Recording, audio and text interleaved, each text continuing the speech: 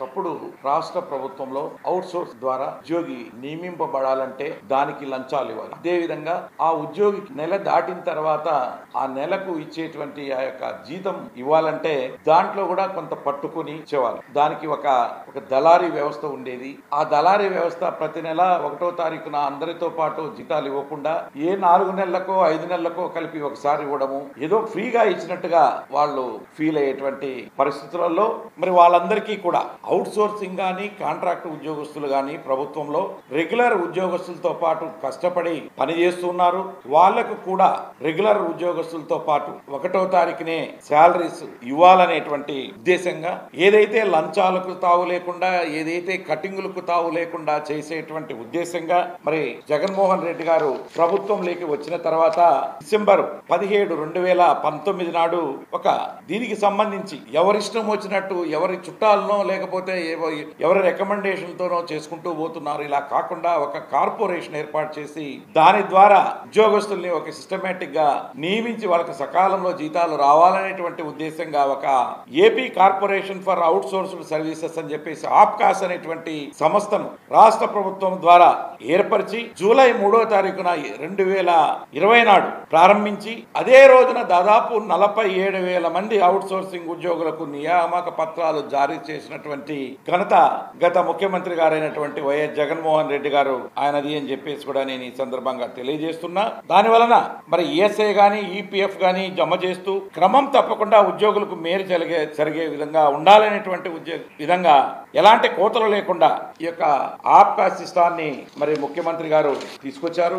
ఆ యొక్క సిస్టమ్ లో దాదాపు 1,00,000 మంది ఉద్యోగస్తులు దాకా ఈ రోజున రాష్ట్ర ప్రభుత్వంలో అనేక సంస్థలలో అనేక కార్యాలయాల్లో కూడా వాళ్ళు ఎక్కడా కూడా ఇతర ఉద్యోగస్తులతో తీసిపోని విధంగా పనిచేస్తూ మరి ఈ రాష్ట్ర ప్రభుత్వంలో భాగంగా ఉంటూ మరి అడ్మినిస్ట్రేషన్ లో పార్టిసిపేట్ చేస్తూ ఉన్నారు. 802 జీవో నిన్న డేట్ తో ఉద్యోగస్తులు ఊహించిన విధంగానే ఏదైతే తెలుగుదేశం కూటమి ప్రభుత్వం వచ్చినప్పుడు ఉద్యోగులకి హామీలు ఉన్నాయో అవన్నీ మర్చిపోయింది. ఉద్యోగుల్ని బాగా చూసుకుంటాం, వాళ్ళకి ఎలాంటి ఇబ్బందులు లేకుండా వాళ్ళకి రావాల్సినటువంటి రాయితీలు అన్ని కూడా మేము వచ్చిన తర్వాత ఇమీడియట్ గా ఇస్తాము అని కూడా మేనిఫెస్టోలో పొందుపరిచినవి కూడా ఏ ఒక్కటి కూడా చేయకుండా ఉన్నటువంటి ఉద్యోగస్తుల నోళ్లలో మన్ను కొట్టాలనేటువంటి ఉద్దేశంగా ఈనాటి ప్రవర్తనలో భాగంగా కేబినెట్ లో ఒక డెసిషన్ తీసుకోవడం, దాంట్లో ఏదైతే ఆప్కాస్ అనే సంస్థ ద్వారా ఉద్యోగస్తులు నియమింపబడి పనిచేస్తున్నారో వాళ్ళందరికీ ఎసురు పెట్టే విధంగా ఈ ఆప్కాస్ ను రద్దు చేయాలి. వాళ్లకు అనుకూలంగా ఉండేటువంటి మనుషులతో టీడీపీ కూటమి ప్రభుత్వంలో ఉండేటువంటి యొక్క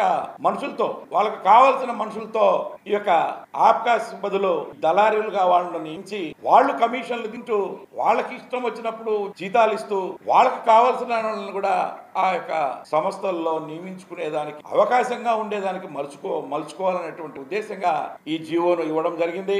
ఇది ఈ మధ్యన దాదాపుగా 2 నెలల నుంచి కూడా ఉద్యోగస్తులంతా కూడా ఊహిస్తూనే ఉన్నారు, ఏదో ఆప్కాస్ కి ఎసురు పెడుతున్నారు ఈ ప్రభుత్వం అని. అనుకున్నట్టుగానే నిన్న జీవో ఇచ్చింది. జీవో 802లో మరి గ్రూప్ ఆఫ్ మినిస్టర్స్ కమిటీని వేయడం, ఆ యొక్క కమిటీ ఏం చేయాలా అనే దాని మీద కూడా చెప్పింది. దాని మీద చెప్తూ to review the exist status of the number of out sourced employees, వాళ్ళ స్టేటస్ మీద రివ్యూ చేస్తామన్నారు. అదే విధంగా to review the existing mechanism of the engagement, అసలు ఈ ఎంగేజ్మెంట్ ఏదైనా ఇంతకు ముందు ఎలా జరుగుతా ఉన్నింది, ఈ రోజున ఒక సిస్టమేటిక్ గా ఒక కార్పొరేషన్ ఏర్పరిచి ఆ కార్పొరేషన్ ద్వారా ప్రతి ఒక్కరిని సిస్టమేటిక్ గా అపాయింట్ చేసి వాళ్ళకు 1వ తారీఖున జీతాలు ఇస్తూ ఉంటే దాన్ని రివ్యూ చేయాల్సినటువంటి అవసరం ఏముంది? ఇవన్నీ దీంట్లో దాదాపుగా ఒక 7-8 పాయింట్లు పెట్టి ఆ గ్రూప్ ఆఫ్ మినిస్టర్స్ లో మరి నారాయణ గారు అయితే municipal administration minister, Nara Lokesh గారు, అదే విధంగా పయ్యావుల కేశవ గారితోనూ అదే విధంగా జిఐడి కన్వీనర్ గా వేస్తూ ఇదన్నిటి మీద ఎగ్జామిన్ చేసి దీనికి ఈ వ్యవస్థను నాశనం చేయాలనేటువంటి ఆలోచనకు